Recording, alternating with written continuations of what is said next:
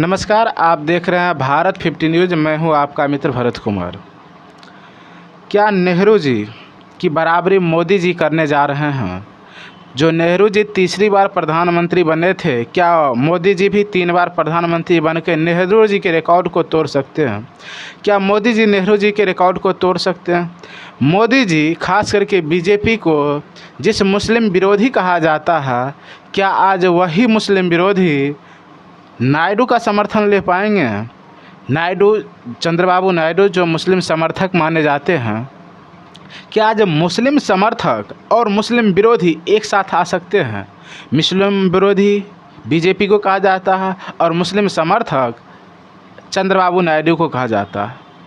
और आज ऐसा सिचुएशन आ गया है कि मोदी को नेहरू बनने के लिए, या यूँ कहे तो मोदी को नेहरू की बराबरी करने के लिए उसी मुस्लिम समर्थक का जो लीडर है चंद्रबाबू नायडू, उसका समर्थन लेना पड़ जाएगा। चुनाव का परिणाम अब इस हालात में आ गया है कि यदि मोदी जी नेहरू जी का बराबरी करना चाहता है तब उसको समझौता करना पड़ेगा नायडू से। और नायडू मुस्लिम समर्थक नेता माने जाते हैं, जबकि मोदी और बीजेपी खासतौर पर मुस्लिम विरोधी नेता माने जाते हैं, क्योंकि मुस्लिम का समर्थन इनको बहुत कम मिलता। मुस्लिम का वोट बैंक बीजेपी को नहीं के बराबर मिलता है। ऐसे में क्या मुस्लिम विरोधी मोदी मुस्लिम समर्थक नायडू के साथ कैसे रह पाएगा? एक दौर हुआ करता था जिसमें बीजेपी का अध्यक्ष थे चंद्रबाबू नायडू। वाजपेयी जी के सरकार के समय में नायडू जी बीजेपी का भी अध्यक्ष हुआ किया, दिल्ली का अध्यक्ष हुआ करता। आज वही सिचुएशन आ गया है। चुनाव का जो परिणाम है ऐसे सिचुएशन में आके फंस गया है कि किसी भी स्पष्ट पार्टी को, किसी भी एक फिक्स पार्टी को स्पष्ट बहुमत नहीं मिल रहा।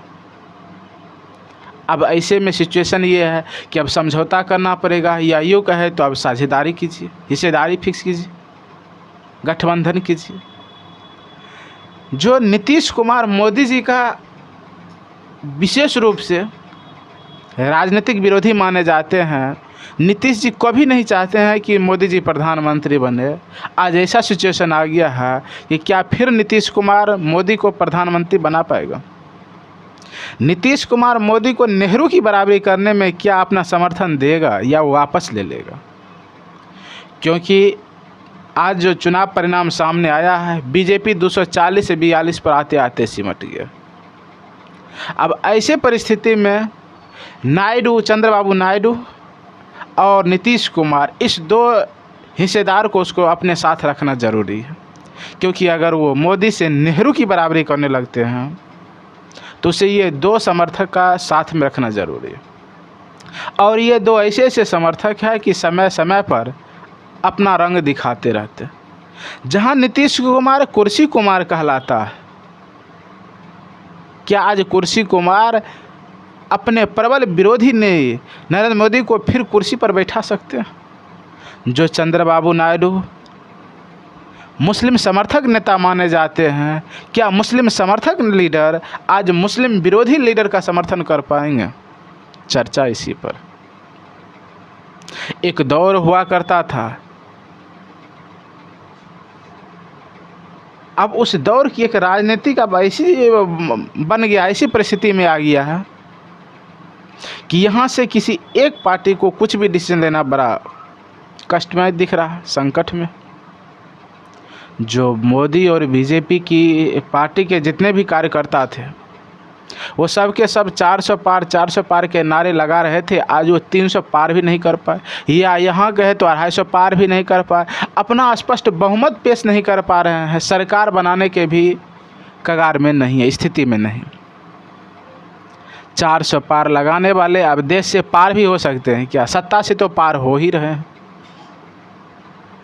जो ईडी सीबीआई का उपयोग किया करते थे, जो विपक्ष हमेशा आरोप लगाता था कि ईडी सीबीआई का गलत उपयोग कर रहा है, क्या आज ईडी सीबीआई का उपयोग अब किस दिशा में होगा? सरकार में कौन आ सकता है? सरकार किसका बनने जा रहा है? अगर मोदी सरकार बनाते हैं तो फिर उसको चंद्रबाबू नायडू और नीतीश कुमार का समर्थन साथ में रखना उचित है। ज़रूरी भी है। लेकिन ये दो ऐसे लीडर हैं कि कब अपना समर्थन कहाँ लेके चले जाएंगे, कब वापस ले लेंगे, कहना मुश्किल। अब देखने को ये मिलता है क्या मोदी जी अब फिर मुस्लिम समर्थन की बात करने लगते हैं या नहीं। अब बुलडोज़र जो चलने का जो स्पीड है वो बुलडोज़र कम स्पीड में चलेगा या और फास्ट हो जाएगा। आइए देखते हैं अब देश की राजनीति किस दिशा में जा रहा है। चुनाव परिणाम ऐसे स्थिति में पहुंचा दिया है कि अब किसी भी एक पार्टी को स्पष्ट बहुमत नहीं मिल रहा। अब ऐसे में सरकार बनाने के लिए सबको गठबंधन की जरूरत पड़ेगा या तोड़ मरोड़ की राजनीति करना पड़ेगा। खींचतान की राजनीति हुआ, खरीद बिक्री की राजनीति शुरू हो जाएगी। और अभी से खरीद बिक्री की राजनीति शुरू हो गया। दिल्ली में बैठे बहुत सारे नेता मंत्री फ़ोन लगाना शुरू कर दिए हैं। जितने भी निर्दलीय है उसको सीट खरीदने का तैयारी शुरू कर दिए हैं। जो भी कम सीट से जीत रहे हैं, जहां भी जो लीडर है इंडिपेंडेंट है, वो सबको अपने खेमे में लेने का शुरू कर दिया।